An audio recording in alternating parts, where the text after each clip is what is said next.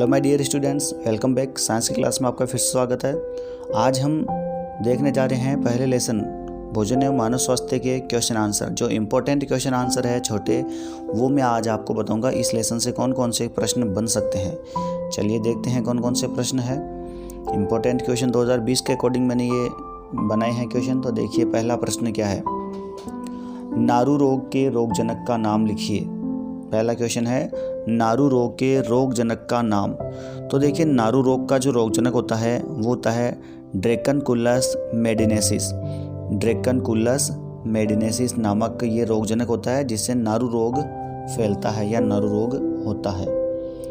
दूसरा प्रश्न देखिए, दूसरा प्रश्न क्या कह रहा है, प्रोटीन की कमी से होने वाले दो रोगों के नाम। प्रोटीन की कमी से दो रोग कौन कौन से होते हैं, मेरस्मस और क्वासियोरकोर। मेरस्मस और क्वासियोरकोर, जिसमें हमने डिटेल से पढ़ा था, जिसमें आपने देखा होगा, शायद नहीं देखा तो आप हमारे वीडियो देख सकते हो। अगला प्रश्न है, BMI का पूरा नाम। BMI बॉडी मास इंडेक्स, जिसको हिंदी में बोलते हैं शरीर भार सूचकांक, जिसमें शरीर के भार को और हाइट को दोनों के अनुपात को निकाला जाता है, जिसे बोलते हैं BMI शरीर भार सूचकांक।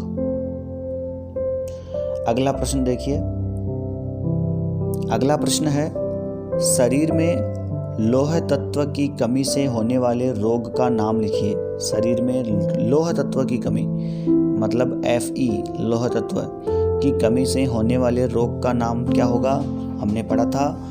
तो वो रोग है एनीमिया, रक्ताल्पता, जिसमें रक्त की कमी हो जाती है। शरीर में रक्त की कमी होने पर आयरन की टेबलेट्स दी जाती है, तो हम कह सकते हैं कि लोहे की कमी से एनीमिया रोग होता है। मदिरा के प्रमुख घटक का नाम लिखिए। देखिए मदिरा का मुख्य घटक होता है एथिल अल्कोहल, और इसका फॉर्मूला भी आप याद रख सकते हो, C2H5OH। ये आपको याद रखना है। क्वेश्चन ऐसे भी आ सकता है कि मदिरा का घटक कौन सा है, फॉर्मूला बताइए। तो आप क्या कहोगे, एथिल अल्कोहल होता है और जिसका फॉर्मूला होता है C2H5OH। ये आपको याद रखना है, C2H5OH एथिल अल्कोहल का फॉर्मूला। अगला प्रश्न देखिए क्या कह रहा है, पीने योग्य जल के क्या गुण होने चाहिए। पीने योग्य जल के क्या गुण होने चाहिए जिसे हम पी सकें। ऐसा कौन सा जल है जिसे हम पी सकते हैं जो हमारे लिए हानिकारक ना हो। देखिए जल के मुख्य रूप से ये गुण होने चाहिए पीने के लिए, जल गंधहीन, निर्मल, स्वच्छ व पूर्ण पारदर्शी होना चाहिए। जल में गंध नहीं आनी चाहिए, मतलब उसमें किसी प्रकार की बदबू नहीं आनी चाहिए। निर्मल, साफ और स्वच्छ होना चाहिए, जो पूर्ण पारदर्शी हो, जिसमें आराम से आप देख सको, किसी भी प्रकार का शुद्धि अगर कोई इसमें पड़ी है तो आप उनको दिख जाए। दूसरा है, पीने योग्य जल का pH संतुलित। संतुलित का मतलब होता है ना ही तो अम्ल की मात्रा ज़्यादा हो ना ही क्षार की मात्रा ज़्यादा हो, अर्थात 7 होना चाहिए। pH का मान कितना होना चाहिए, 7। आपको पता है pH स्केल से हम अम्ल और क्षार की मात्रा मापते हैं, ठीक है, ये ध्यान रखना, अम्ल और क्षार की मात्रा। इसलिए हम कह सकते हैं कि जो अशुद्ध जल होता है उसका pH 7 होता है, क्योंकि वो उदासीन प्रकृति का होता है, ना ही उसमें अम्ल होता है ना ही उसमें क्षार की मात्रा होती है, इसलिए हमेशा pH का मान 7 होना चाहिए। अगला है, जल में पर्याप्त मात्रा में ऑक्सीजन घुली होनी चाहिए। जल में पर्याप्त मात्रा में ऑक्सीजन अगर होगी तो हमारे लिए वो बेस्ट है पीने के लिए। H2O, अब इसके अंदर यदि ऑक्सीजन की मात्रा समान रूप से घुली हुई है, 2 H के अणु के साथ में ऑक्सीजन है, तो वो ऐसा मान सकते हैं पीने योग्य जल है। जल में कोई सूक्ष्म जीव नहीं हो, जल में किसी प्रकार की कोई बैक्टीरिया, वायरस वगैरह इस प्रकार के सूक्ष्म जीव ना हो, तब हम कह सकते हैं कि जल पीने योग्य है।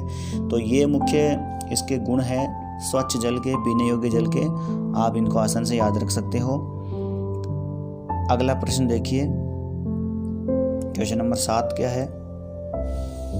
क्वेश्चन नंबर 7 है, शरीर भार सूचकांक क्या है। जैसे कि अपन ने अभी बात की थी BMI की, तो वो क्या होता है, BMI फुल फॉर्म पता है, बॉडी मास इंडेक्स। तो BMI क्या है, देखिए वह मूल्य जो किसी व्यक्ति के वजन को उसकी लंबाई के वर्ग से भाग देकर प्राप्त किया जाता है शरीर भार सूचकांक कहलाता है।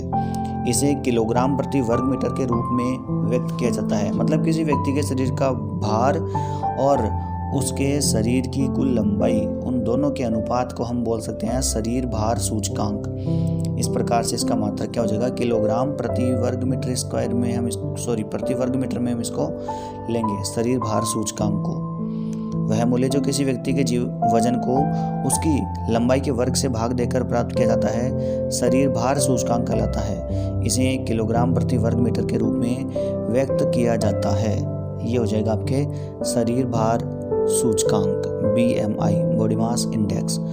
अगला प्रश्न है, अफीम के दूध में कौन से एल्केलाइड पाए जाते हैं? अफीम के दूध में कौन से एल्केलॉइड पाए जाते हैं? अफीम का जो दूध होता है उसमें कौन कौन से एल्केलॉइड?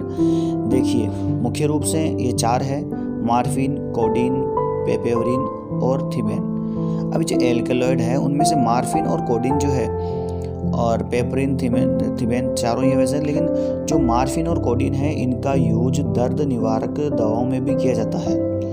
दर्द निवारक जो टेबलेट्स मिलती है उसमें मार्फिन और कोडीन मिलाई जाती है। ये एल्केलॉइड मुख्य रूप से उनके अंदर मिले हुए रहते हैं जिससे दर्द में आराम मिलता है। दर्द निवारक दवाओं में मार्फिन और कोडीन का यूज अधिकतर किया जाता है। तो ये 4 हो गए इसके। आगे देखिए अगला प्रश्न। अगला प्रश्न है, कोल्ड ड्रिंक से हमारे शरीर पर पड़ने वाले हानिकारक प्रभाव लिखिए। कोल्ड ड्रिंक पीने से हमारे शरीर पर किस प्रकार के हानिकारक प्रभाव पड़ते हैं? तो देखिए कौन कौन से होते हैं वो। निम्न प्रभाव है, व्यथा तीव्र हो जाती है।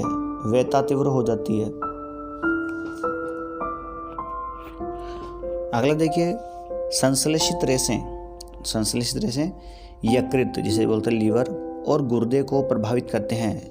कोल्ड ड्रिंक्स के अंदर संश्लेषित रेशे मिले होते हैं जो यकृत और गुर्दे को प्रभावित करते हैं, मतलब ज़्यादा इफेक्ट इन्हीं पे दर्शाते हैं और ये खराब हो जाते हैं। अनावश्यक कैलोरी के कारण शरीर में मोटापा बढ़ता है। अनावश्यक कैलोरी इसके अंदर भरी रहती है जिसके कारण मोटापा बढ़ जाता है।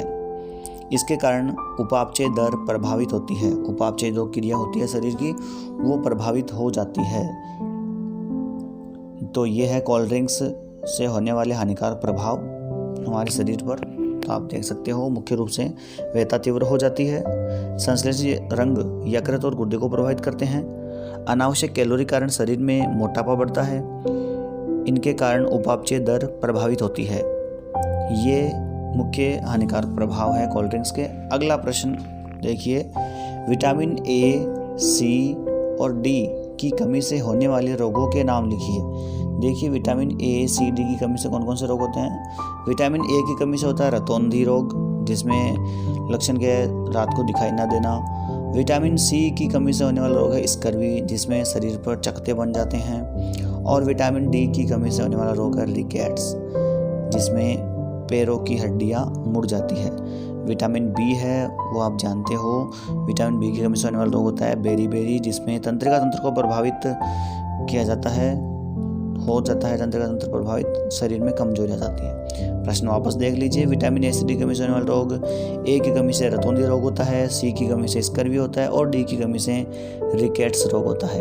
तो दोस्तों आज के ये थे 10 प्रश्न। आगे भी हम और से इम्पोर्टेंट प्रश्न और लेके आएंगे, बने रहिए हमारे साथ AICTE पॉइंट पे।